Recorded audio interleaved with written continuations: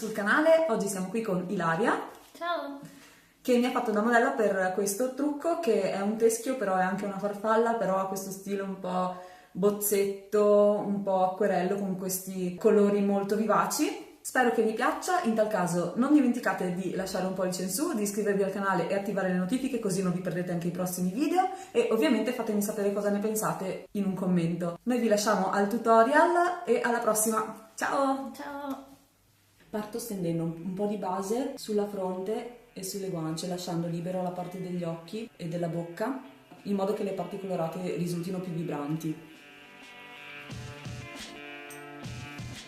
Lei è molto chiara, quindi vado a schiarire il fondotinta più chiaro che ho con una puntina di bianco panna.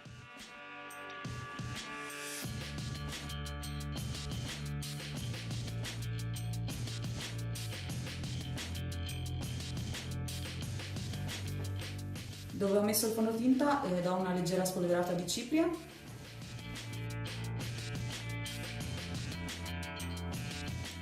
Con l'acquacolor turchese e un pennello a penna inizio a colorare la zona esterna degli occhi e della bocca.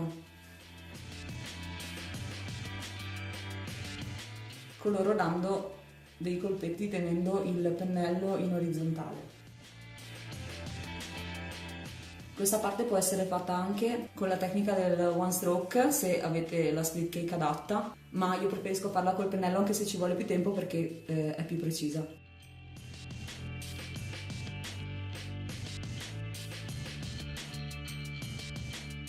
Se avete solo un pennello a penna, ovviamente lo lavate bene e dopo passate all'altro colore. Io ne ho più di uno, quindi vado con un altro pennello a penna pulito.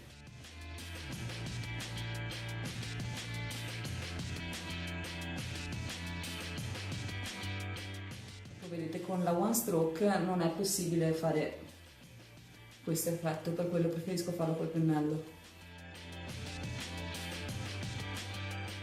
È importante non fare aprire gli occhi alla modella in questa fase perché altrimenti si creano le righette qui sulla palpebra, quindi intanto che aspetto che il colore sulle palpebre si asciuga bene vado a fare la bocca, dopodiché quando qua si sarà asciugato andrò a fare la parte sotto dell'occhio.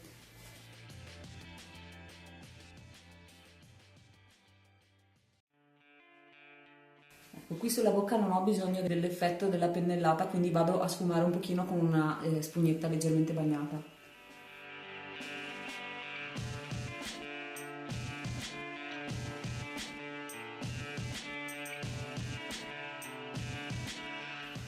Ecco, questo effetto un po' a Joker rende molto l'idea di una macchia di acquerello.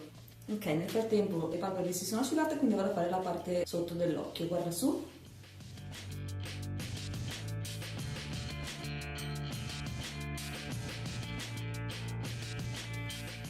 Stesso discorso con il rosa. Stanno attenta ad andare a creare una punta all'ingiù nella parte interna.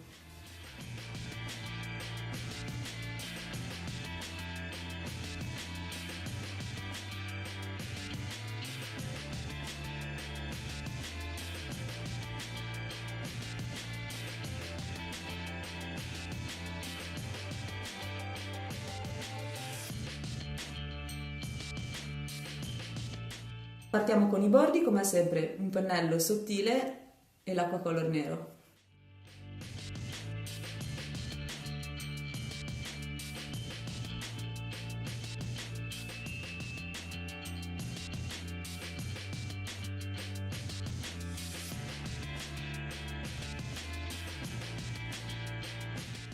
Creo queste sorta di gocce appuntite che ricordano un po' delle piume.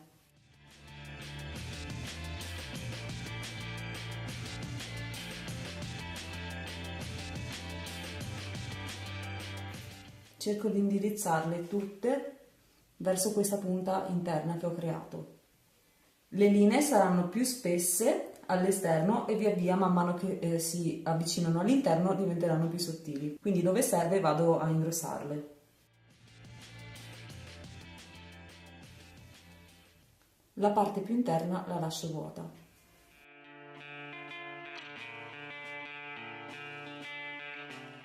Non è importante che le due parti siano perfettamente simmetriche, l'importante è che siano armoniose e che gli spazi riempiti siano più o meno gli stessi.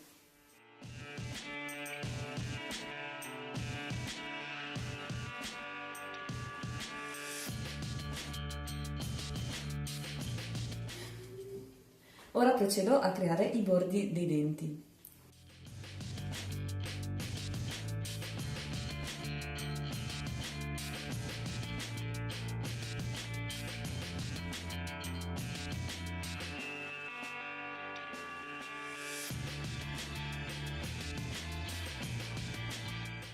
Non faccio delle linee precisissime perché voglio dare l'effetto di un bozzetto fatto a penna. Adesso abbozzo la forma del naso. Prendo un ombretto marrone freddo e inizio a creare le ombreggiature del teschio.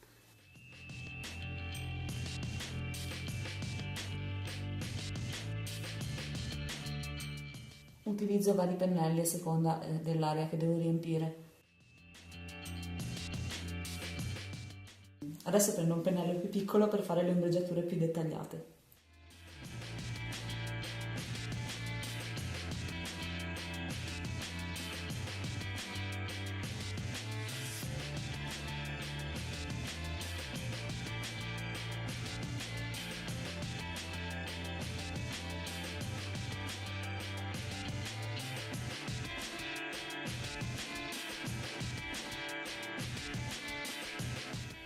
Ok, adesso che ho creato le ombre con l'ombretto, quindi non rischio di andare ad opacizzare le linee nere che voglio che siano belle e lucide, inizio a creare tutti i bordini del teschio e tutti i dettagli.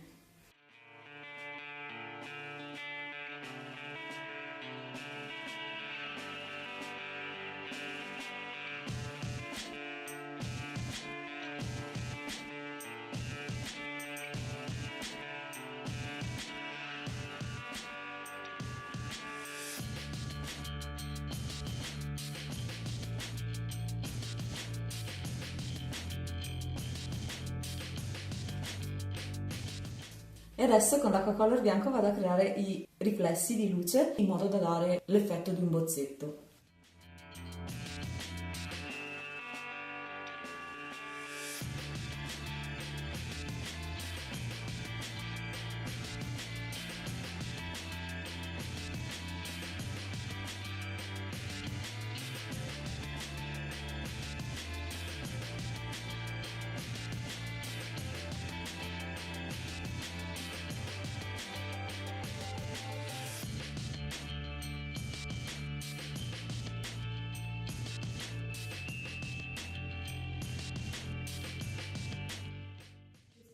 È finito, adesso aggiungiamo le ciglia finte, tutti i brillantini e terminiamo il look.